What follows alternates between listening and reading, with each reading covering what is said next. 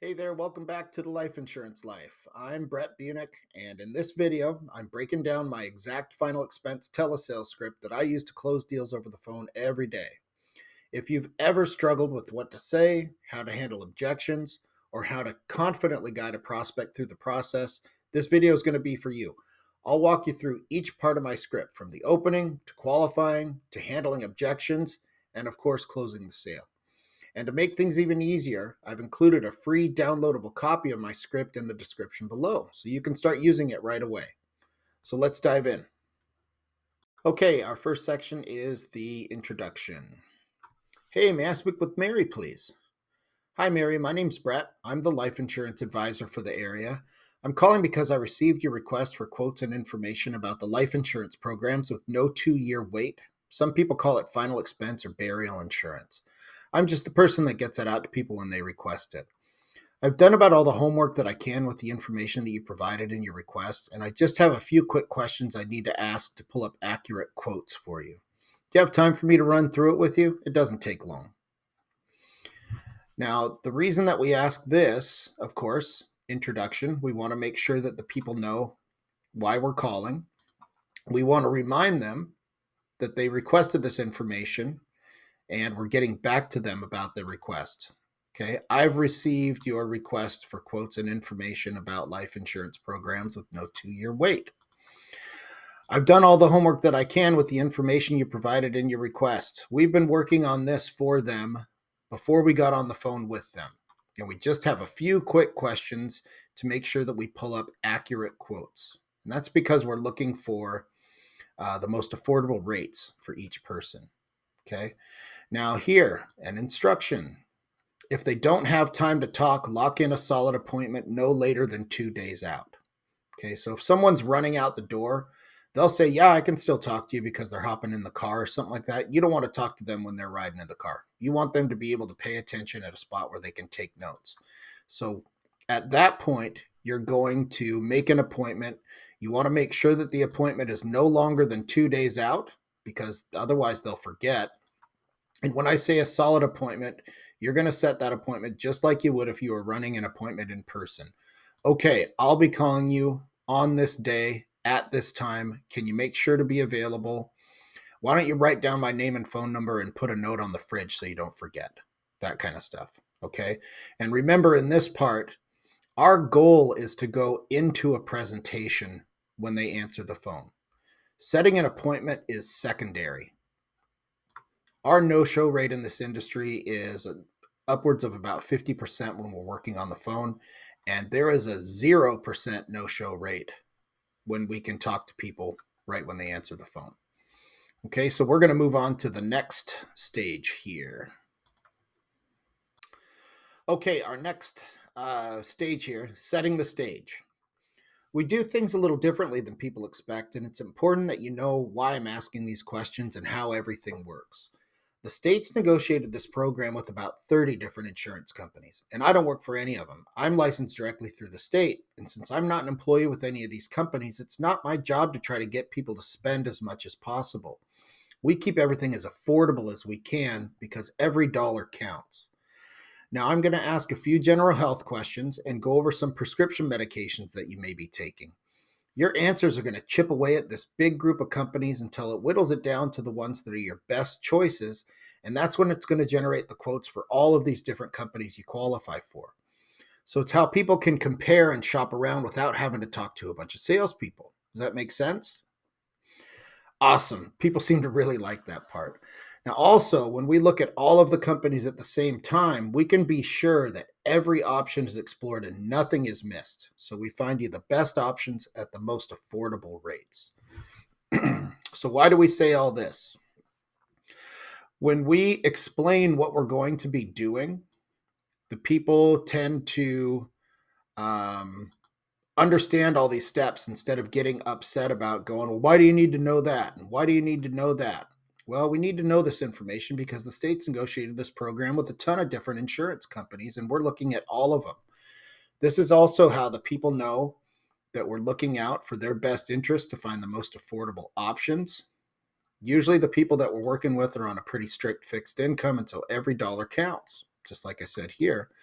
We also want them to know that we're looking at all of the insurance companies at the same time. Okay. We're shopping around. They don't need to talk to another person because we've already explored all of the options that someone else is ever going to bring up to them. We're looking at all of the companies. Then, of course, people really seem to like that part. Anytime we can get the people to laugh a little bit, it just helps with them opening up. Okay. And again, every option is explored and nothing is missed. Okay, on to building trust. Now, before we jump in, I'd like to send you my identification. I can send it to you in a text message or an email. How would you like me to send it to you? Okay, great. I do this with everyone I talk to so you know exactly who you're dealing with. It's important that the people I speak with have the confidence they're talking with the right person. There's a lot of crazy things that happen on the internet nowadays. So I suggest you do a quick Google search of me or even look me up at the Office of the Insurance Commissioner. Also, just so you know, I'm not going to ask for any real personal information like your social security number or bank account numbers. We don't need any of that when we do our homework. Now, if you decide that you want to move forward and actually get the insurance company will require that personal information in the application. But for now, we're just doing homework and finding out what your best options are and how much they cost. So we don't need it. Lastly, everything that we talk about is confidential.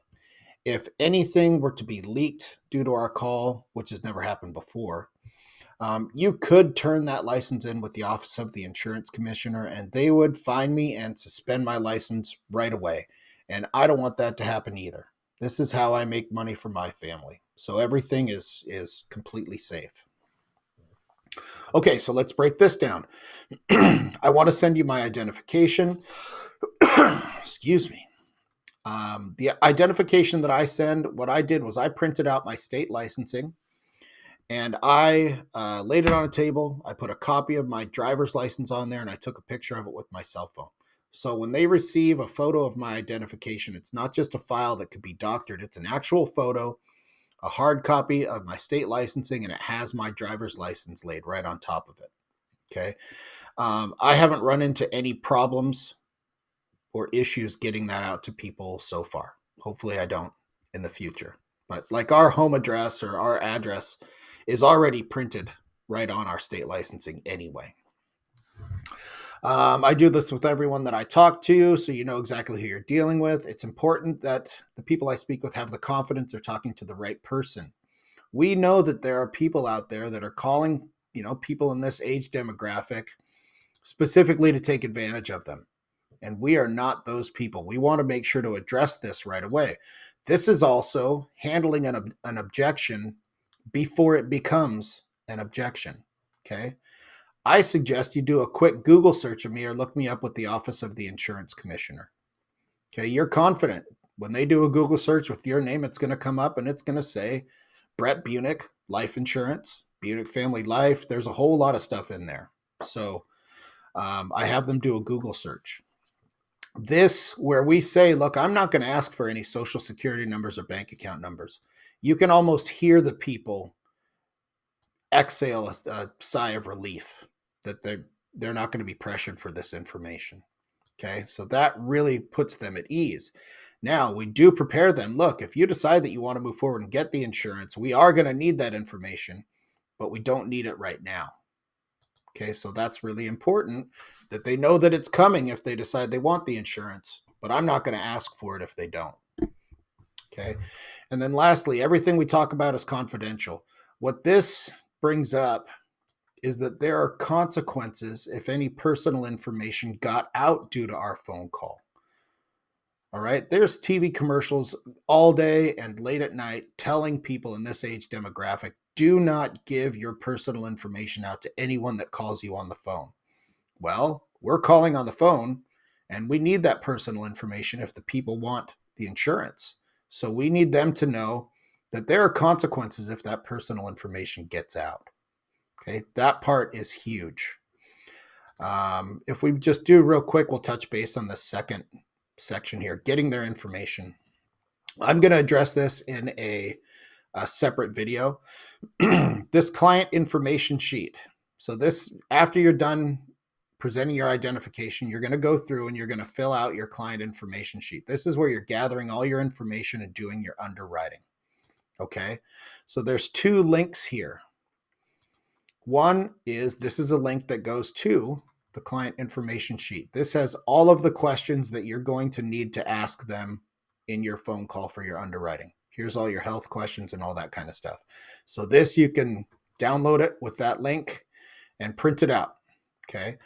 Also, as far as prescription medications go, that kind of stuff, when we're working on the phone, there's some software called the Insurance Toolkit. This is 100% necessary when we're working on the phone. When we were new, didn't know how to underwrite very well, and I was meeting people face to face, we'd go through, do all of our questioning, figure out what we thought it was, and then we would make a call to our upline and say, hey, this person's taking, X prescription. And they'd go, yeah, go ahead and write this company. You go, yeah, that's what I thought. Well, when you're on the phone, you don't want to be hanging up the phone to call your upline to see what company you should write if you're questioning it, because you're probably never going to be able to get that person on the phone again. Okay, so with Insurance Toolkit, it's going to list exactly what companies it looks like they'd qualify for.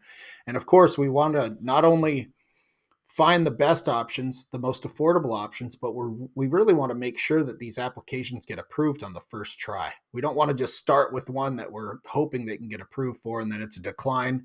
Then you're writing 3 or 4 applications. We don't want to do that. And so this link right here, if you don't have the Insurance Toolkit, you can get it with that link right there. Okay, breaking it down for them. Thanks for going all through that with me. I know it's kind of a hassle, but it is necessary. Here's what's happening behind the scenes. When you answered all those questions for me, we were able to check with every insurance company participating in this program across the whole country. And then the state regulates each one of these companies. And one of the things that they regulate is the financial strength and well-being of each company. And that's because we want to make sure that the insurance is going to pay out to the family when the time comes. So this is what breaks that big group of companies down to a list of about 30 that I mentioned earlier. From those 30 companies, we narrowed it down to the ones that are going to be the best choices specifically for you based on everything that we just went over. Does that make sense? Perfect. Now, I don't have the authority to say who's officially approved and who's not. That's a decision that's up to the insurance company. But if you decide that you want to move forward, I am the application person. So we will be able to find out today.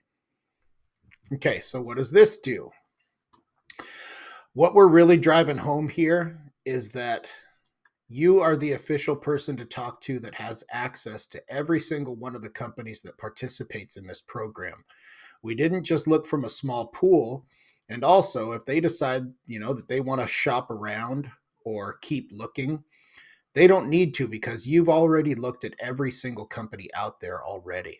So this is how we can get over that objection. Oh, I think I'm going to keep shopping around. No, you don't need to do that, because we've already looked at every single company across the whole country. Then we broke that big group down to a group of about 30 based on their financial rating. Okay. We made sure that we knew that we looked at all those 30 companies and we found the ones that are their best choices based off all of that underwriting that we just did. And then in this last paragraph, I don't have the authority to say who's officially approved and who's not. That's up to the insurance company. But if you decide you want to move forward, I am the application person, so we can find out today. This is setting them up to actually submit their application. One thing that's funny, in a lot of these scripts that we get, I've read tons of these scripts that other people have. People are afraid to say the word application for some reason. People are afraid to say the word buy. They're afraid to say certain words. And it always seemed like they were trying to pull a bait and switch to me. I'm very direct. Look, we have to submit an actual application. It's not a request for coverage. It's not any of that kind of stuff. We need to fill out an application and get it submitted so that we can get their official approval. I hope that part makes sense. And then let's get down showing the best options. I'm going to make a separate video about this also. This is how we present the people's options to them. We want to make sure that we're presenting more than just one company. That way, the people, we are steering them in the right direction out of a company that's actually going to say yes and that they can afford. However, we're giving them the top three so that they can still make their own decision on what it is that they want. Okay. In what you do when you're showing them the best options, you are going to go over how a final expense insurance policy actually works. Nobody does that because everyone's trying to go through and sell a policy in 30 minutes. Okay. These people have no idea what living benefits are, whether accidental is included or whether it's not. Is the policy permanent? Is the premium fixed or is it going to go up in the future? All that kind of stuff. These people, those are all questions that these people will have. And those kind of questions will make it so that they want to talk with someone else to see how the other person described things. So if you click on this link here, this is going to go to a video that I made that breaks down and describes exactly how a final expense policy works. And that's how I describe it to every single person that I talk to. I describe each component to their final expense insurance policy. This is also going to give suggestions on how much you should start with, is giving examples, coverage amounts, all that kind of stuff. But we'll get into that in a separate video. One paragraph that I will touch base here. So here's what rates look like with the strongest carrier. Okay, whatever that may be. Now let's compare that same coverage with the next most affordable options. So you're going to go through and tell them prices of all three companies. Right in here. Can you see how when we look at all the companies at the same time and compare, we can be sure that we aren't missing anything, and we want to make sure that you aren't overpaying when you don't have to. This is how we make sure you're getting the best deal. Also, you don't have to check anywhere else and keep shopping around. That's a huge objection, is that people say they want to keep looking. They want to talk to other people. We're really driving that home, saying you don't need to talk to anybody else other than me. All right, next section, talking budget and getting them on board. I specialize in working with people that are on a strict fixed income and every dollar counts. So I always keep budget in mind. Now, when you saw those rates that we went over, what was going through your mind? What were you thinking? Which one of those options seems to make the most sense to you? Okay. We also want to make sure that this is affordable, not just today, but even when money gets tight, like around the holidays or if a big expense pops up. Are you sure this fits into your budget long term? Okay. So X amount is going to be the number you're most comfortable with, correct? All right. Now, so let's break this simple one down. Of course, we're talking about budget, but we're saying these specific things for specific reasons. Okay. One, we want to make sure that they know that we specialize in working with people that are on a strict fixed income. Most of the people that we talk with are either retired or on disability. Okay. Every dollar counts, and I always keep budget in mind. We're not trying to get them to spend as much money as possible. We're trying to find the most affordable option that still suits their need. Okay. And also, what people need and what people want are usually two different things. So we want to keep that realistic. When you saw those rates, what were you thinking? Which one of these options makes the most sense to you? And then you just want to stop talking and just listen to what they say. Okay. Sometimes people will start talking right away. Some people are excited. Some people are surprised that the rates are much lower than they expected. Other people need to process things in their mind. And if you just stop talking and then just listen, even if they don't say anything for 10 or 15 seconds straight, which seems like an eternity when you're on the telephone, eventually they will speak up and they'll start they'll let you know what's on their mind, but sometimes you can even hear them start negotiating with themselves. So you want to listen to everything that's going on. What if you're on speaker and their spouse is in the background? They're going to talk between each other. You want to hear what the spouse is saying too. So you want to listen to what they say really carefully. Now, if they hesitate or want a lower premium, just adjust the coverage, but still make sure it does what they need it to. How much things cost, so it fitting into their budget, and then the insurance being able to perform the way that they need it to is important. Those numbers have to make sense. When they make sense, there's no reason not to move forward. Okay.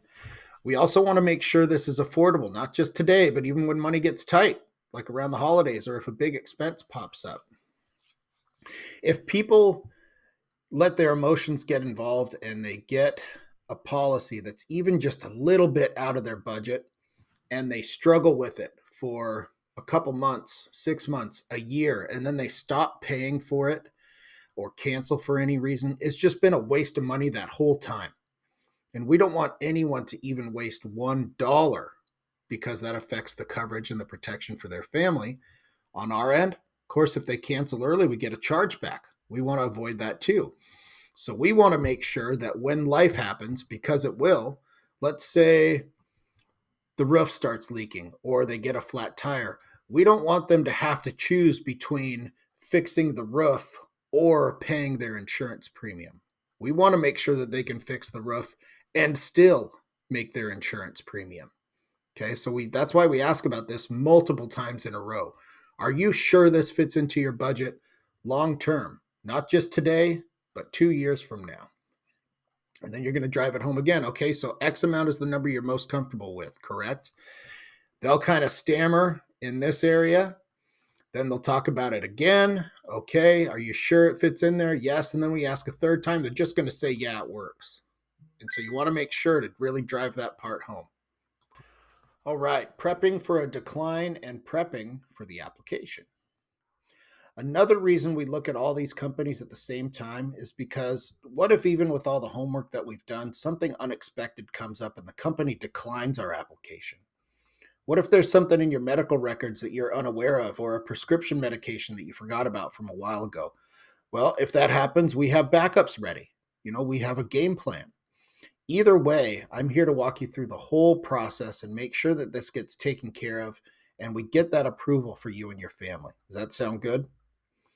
Okay, now for the application, the insurance company will require your social security number. That's so they can verify your medical history and attach the policy to your person. They're going to ask who your beneficiary is going to be and what your relationship is to that person or people. You can have more than one beneficiary.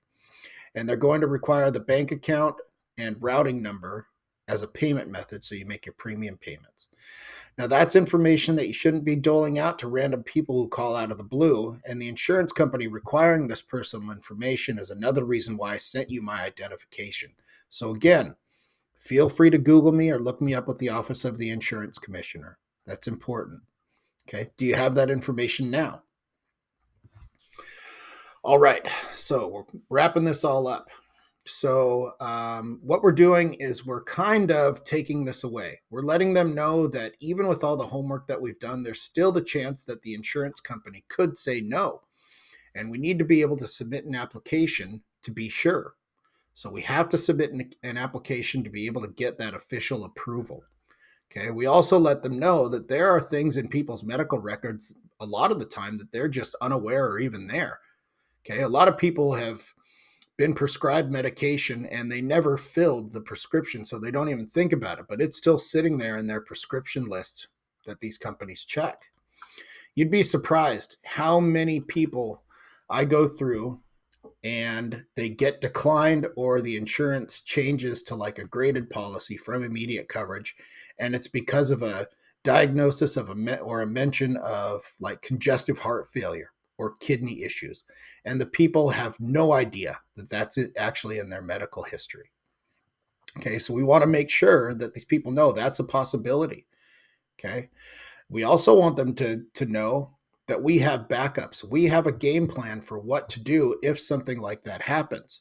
This also sets them up so that if there is that decline or if the rating of the policy changes, we are going to start another application and submit another application on this same phone call.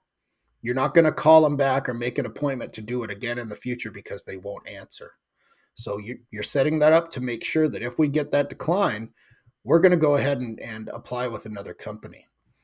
Okay. Either way, I'm here to walk you through that whole process and make sure this gets taken care of. Sound good? They'll always say yes because someone's looking out for them. Of course, this is where we're going to say, look, now this personal information that we didn't need before, now it's going to be required because the insurance company is going to require it in the application process. Okay, so now we've prepared them that we are going to ask for that information. And again, to bring this home, that's information you shouldn't be doling out to random people who call you out of the blue. Okay, so you already have my identification. Again, do a Google search on me. By this point, the people know that you're legit because scammers aren't going to know all this type of information and how to describe these things. But it's still important that they know exactly who they're talking to. Now, there's one here. Do you have that information now? And then there was another sentence in the last section that I want to touch base on. Okay. So this right here, which one of these options makes the most sense to you? Okay. That's a closing question. And then my actual close that I use, do you have that information now? Okay, that's my close. And the people don't even really understand that you're closing them. When they say yes, that's saying yes to start submitting an application. Okay, here, let's just go to this next one. Awesome. Do you have that information now? Yes, I do. Awesome. The application's actually quicker than all the homework that we just did. So if I was sitting at your kitchen table, I'd be asking to see your identification, but it's really just to make sure that I spell everything correctly. So I'll be saying everything that I type into this application out loud, so you can correct me if I make any typing mistakes, okay? Boom, you're into the application right there. This wasn't a close of, so do you want it or not? This also isn't a close where the people don't understand that they're actually submitting an application. You'd be surprised how many people I talk to that have no idea that they actually bought insurance already. And it's because the people just, when they were going through gathering all this information, they were actually filling out applications that whole time. And 100% of the people that happens to feel taken advantage of. And of course, they're going to cancel that policy, especially when they talk to someone like me who is looking out for them. They're going to be mad at the person that they talked to before, and they're going to cancel, and they're going to keep my policy. And it's because they know that I'm actually looking out for them. Okay, so we went over preparing for a decline. That's the takeaway. Preparing for the application. We have our closes that don't sound like closing questions. And then we talked real quick about submitting the application. So you're going through and you're just filling out the application to get that approval. Next, we'll move on to if they get approved. Okay, if they get approved, we're coming into the end. Obviously, this is the end of the script. Okay, they were approved. Hey, congratulations, Mary, you're approved. The company has generated your policy number already, and I can read it to you so you can write it down if you'd like. I'm going to be sending it in a text message and an email as well. Would you like me to read it off to you? Okay. Now, your policy documents are going to be mailed out directly from the insurance company, and they say it can take up to 10 business days to receive them. So with a weekend in there, just give it a couple weeks. It's going to be a big 9x11 envelope with a folder in it. Okay.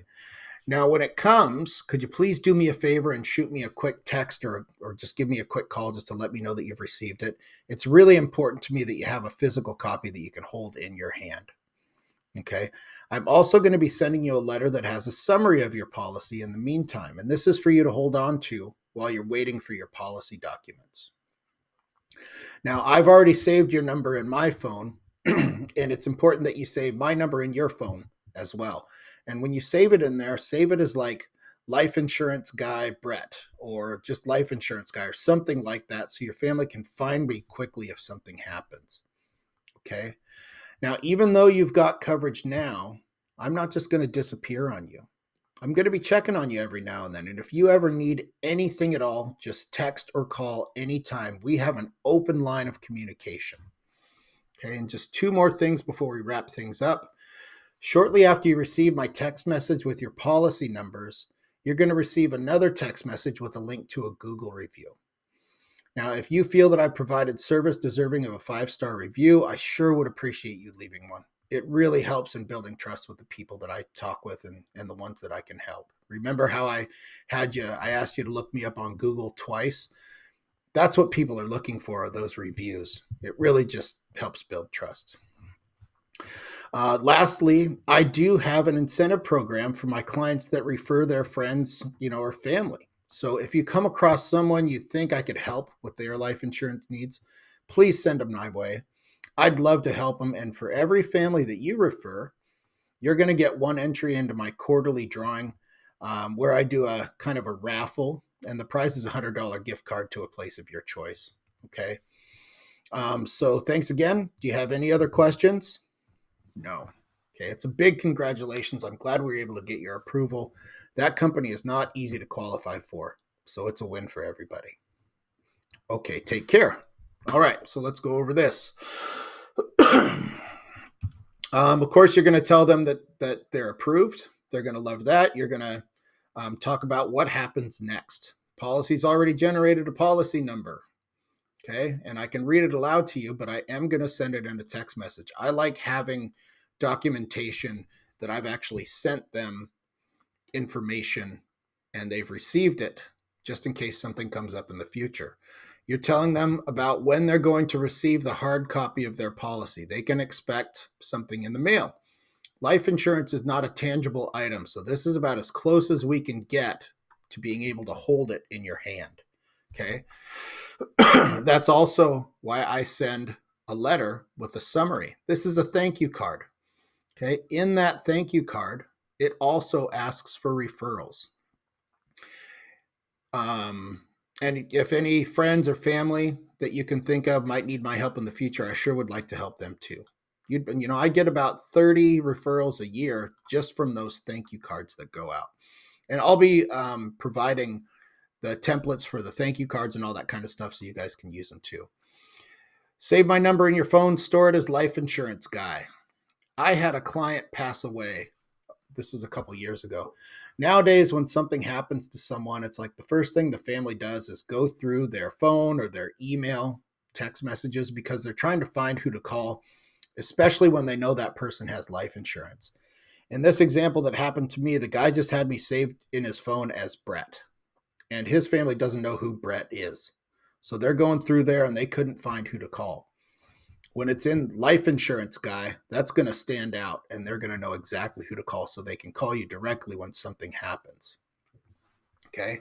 Even though you got coverage, I'm not going to disappear on you. This is huge because this is follow-up after the sale.